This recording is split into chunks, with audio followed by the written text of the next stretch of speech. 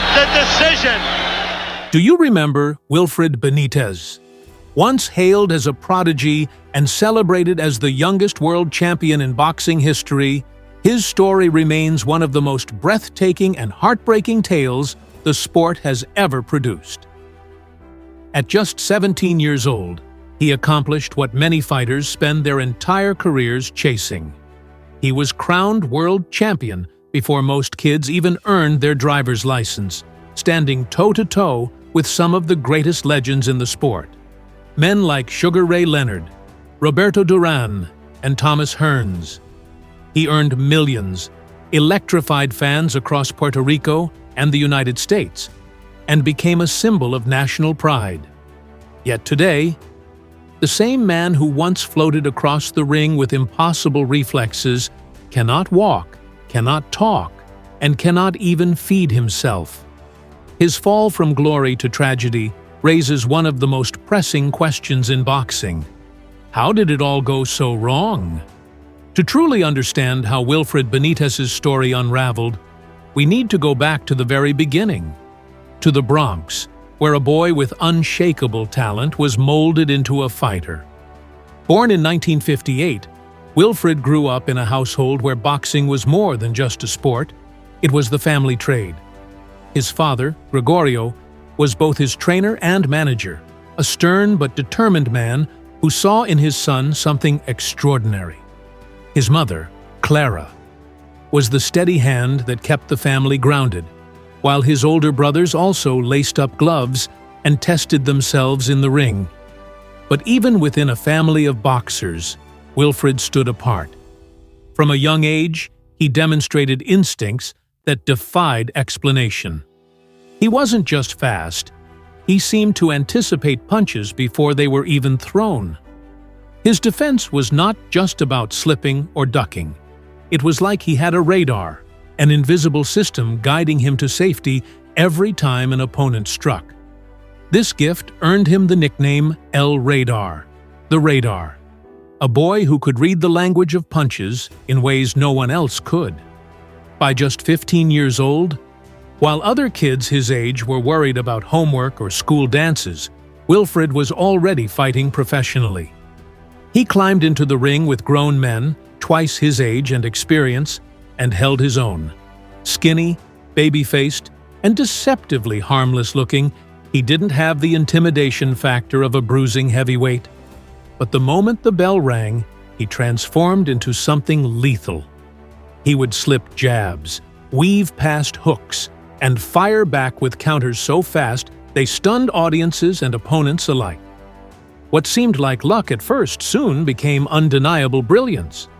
This wasn't a kid getting lucky with a few flashy moves. This was pure boxing genius. The turning point of his life came on March 6, 1976. Wilfred Benitez, just 17 years, 5 months, and 23 days old, faced Antonio Cervantes, a seasoned champion who had defended his title successfully multiple times. On paper, the fight was a mismatch. A teenage underdog against an experienced veteran with a decorated resume.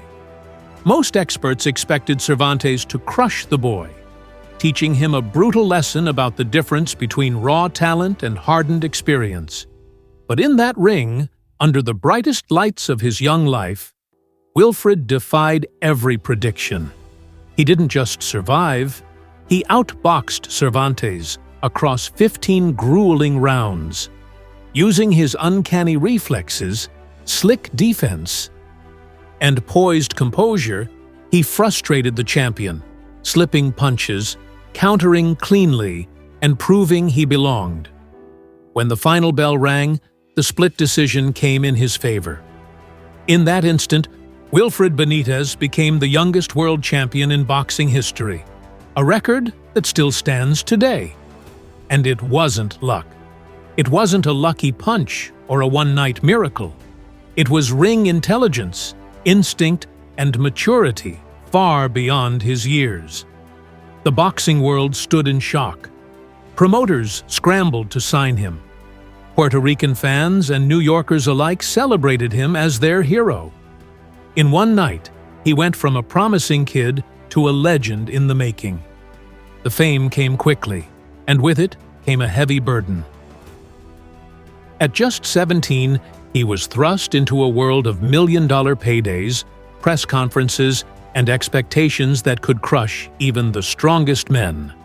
By the age of 22, he had climbed through weight classes, collecting titles at junior welterweight, welterweight, and light middleweight, becoming a three-division champion at an age when most fighters are still climbing the ranks. This was the kind of achievement reserved for the all-time greats. Yet here was a young man barely out of his teens, carrying the weight of boxing history on his shoulders. Inside the ring, his defense remained mesmerizing. He didn't bulldoze opponents with sheer strength or overwhelm them with blinding speed. Instead, he used ring IQ, anticipation, and timing to make world-class fighters look ordinary. Fans compared him to legends like Willie Pep and Benny Leonard, men whose mastery of the sweet science separated them from the rest. Wilfred was proving that boxing wasn't just about brute force, it was about artistry. He was the master painter, the genius technician, the young prodigy who turned fights into masterpieces. But outside the ring, cracks were already starting to show. Fame and fortune don't come with a handbook, and for a teenager suddenly swimming in millions, the temptations were overwhelming. Training, once his sanctuary, started to take a back seat. Nights out, distractions, and people who didn't always have his best interests in mind surrounded him. Boxing is ruthless in more ways than one. It doesn't just punish you inside the ring, it punishes anyone who doesn't have the right guidance outside of it. And for Wilfred, that vulnerability was always lurking, even as his star continued to rise. Still, whenever the lights came on and the gloves were laced up, he delivered. He slipped punches from men stronger and older, landed counters that dazzled fans, and continued building his legend. His story was building toward its ultimate test, facing some of the greatest names in boxing history. These weren't just opponents. They were icons who could fill entire stadiums on name value alone. Fighters like Sugar Ray Leonard, Roberto Duran, and Thomas Hearns. Facing them would prove whether Wilfred Benitez was simply a prodigy or truly one of the greats. And so, the stage was set. Each bout wasn't just a fight, it was a defining moment, a crossroads where brilliance met pressure. By the late 1970s and early 80s, Wilfred had already etched his name in history. But boxing has a way of always demanding more. And the higher he climbed, the heavier the toll became. January 14, 1979, San Juan, Puerto Rico. Wilfred Benitez was only 20 years old, but he was already chasing history. That night he faced Carlos Palomino, a respected champion who had no intention of surrendering his belt. The fight was brutal, stretching over 15 rounds of give and take. Palomino pressed forward, testing the young prodigy's resilience. Benitez responded with the poise of a seasoned veteran, slipping punches, landing counters, and staying composed under pressure. When the scorecards were read, it was a split decision in Benitez's favor. With that, he became a two-division world champion. At just 20, he was already living a career most fighters only dream of. But that was only the beginning. Later that same year, on November 30th, he stepped into the ring at Caesar's Palace to face Sugar Ray Leonard.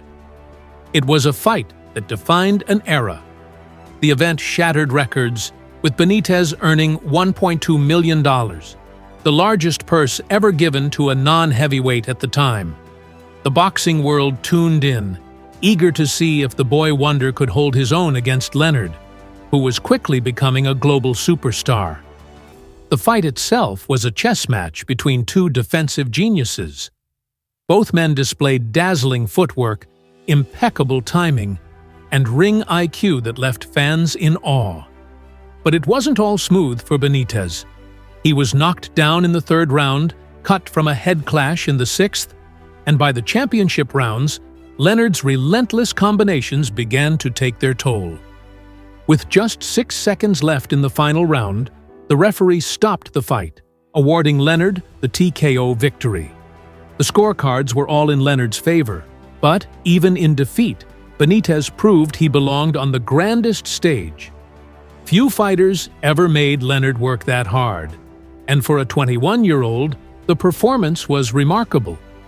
2 years later, on May 23, 1981, Benitez reached another career high. He faced Maurice Hope for the WBC Light Middleweight Championship, seeking to become the youngest three-division champion in boxing history. The fight ended in dramatic fashion. In the 12th round, Benitez unleashed a devastating right hand that sent Hope crashing to the canvas, out cold. The knockout was hailed as one of the best of the year. At just 22 years old, Benitez had achieved what many considered impossible. He was now a three-weight world champion, solidifying his place among the elite. But the true test came the following year. On January 30, 1982, he faced Roberto Duran, the infamous Hands of Stone, known for breaking down opponents with relentless pressure and power. Many expected Duran to overwhelm Benitez, but that night, the young Puerto Rican delivered a masterclass. For 15 rounds, he controlled the pace, outboxed Duran, and picked him apart with clinical precision. The unanimous decision victory was one of the highlights of his career. Against one of the most feared fighters of his era, Benitez had proven himself not just a prodigy, but a master craftsman. Later that same year, though, the tide began to turn. On December 3, 1982, he met Thomas Hearns in New Orleans in a fight billed as the Carnival of Champions. Hearns, with his freakish reach and knockout power, posed an almost impossible challenge. Benitez relied on every ounce of his defensive genius to stay competitive. But after 15 grueling rounds, Hearns walked away with a majority decision. It was a hard-fought contest, but it marked the beginning of the decline. By then, the warning signs were becoming harder to ignore. Behind the scenes, his training discipline was slipping. Injuries mounted. Promoters pulled him into fights without proper preparation. And still, he kept going.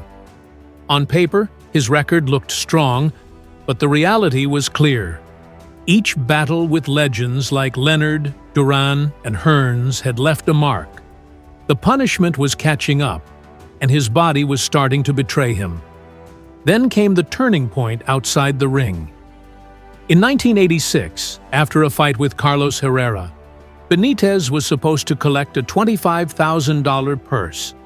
It wasn't the millions he had once made, but it was supposed to pay the bills and support his family. Instead, he was blindsided. The promoter, who held his passport, paperwork, and paycheck, vanished, taking everything with him. Stranded in Argentina with no money, no ID, and no way home, Benitez found himself abandoned by the very system that had once celebrated him. For over a year, he wandered the streets, homeless, humiliated, and forgotten. Eventually, government intervention helped him return to Puerto Rico, but the damage was irreversible. By then, his health was deteriorating fast. Neurologists confirmed what many had already suspected. Years of punishment had triggered early neurological damage. He was urged to retire immediately. Even his mother, Clara, noticed the changes: slower reactions, dulled reflexes, the gifts that once defined him slipping away. But Benitez kept fighting. Why? Because boxing wasn't just what he did. It was who he was. He had been a fighter since childhood, and walking away felt impossible. Promoters, too, were willing to look the other way, giving him fights even after failed medical tests. The system didn't protect him. It exploited him. By 1989, the consequences were undeniable. He was formally diagnosed with chronic traumatic encephalopathy, or CTE, the irreversible brain disease caused by repeated head trauma. Despite this, he fought until 1990, retiring at just 32 years old, broken in body and spirit. The years since have been painful to witness. Once celebrated as Puerto Rico's prodigy, today Wilfred Benitez cannot walk, cannot speak, cannot care for himself. Every daily function, eating, bathing, dressing, depends on his sister, Yvonne, who has been his sole caregiver since their mother's passing in 2008. She stretches his limbs to prevent muscle atrophy, manages his medications, and tends to him around the clock, with no pension, no reliable support, and only a token $200 monthly stipend from the boxing authorities that once celebrated him. The tragedy of Wilfred Benitez isn't just personal, it's systemic. Boxing took his talent, his health, his earnings, and left him abandoned. For all the millions he generated, for all the arenas he filled, the sport gave him nothing when he needed it most. His sister shoulders the impossible burden alone, fueled only by love and duty, even as exhaustion takes its toll. When Hurricane Maria devastated Puerto Rico in 2017, Benitez and his sister were left even more vulnerable, eventually relocating to Chicago thanks to the kindness of fellow Puerto Ricans and former fighters. Today, Benitez lives in near isolation, a shadow of the boy genius who once slipped punches like radar. The contrast is heartbreaking. The man who beat champions, who inspired a nation, is now forgotten by the very system he carried.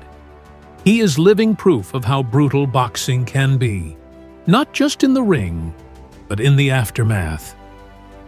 So, what do you think? Should legends be discarded once their bodies fail? Or does the sport owe them more than applause and memories? Wilfred Benitez's story forces us to ask what changes boxing needs. Mandatory pensions, healthcare, protections for fighters who give everything they have and end up with nothing. If his story moved you, don't just scroll past. Hit the like button, subscribe, and share this video so more people can hear his story. 80% of the proceeds from this video will be donated to Wilfred and his sister Yvonne to support his ongoing care. Every view, every share, every donation makes a difference. Links to contribute directly through Yvonne's PayPal and Venmo are in the description below. Together, we can make sure that the prodigy who gave the world so much doesn't fade away forgotten. Thank you for watching, and we'll see you in the next one.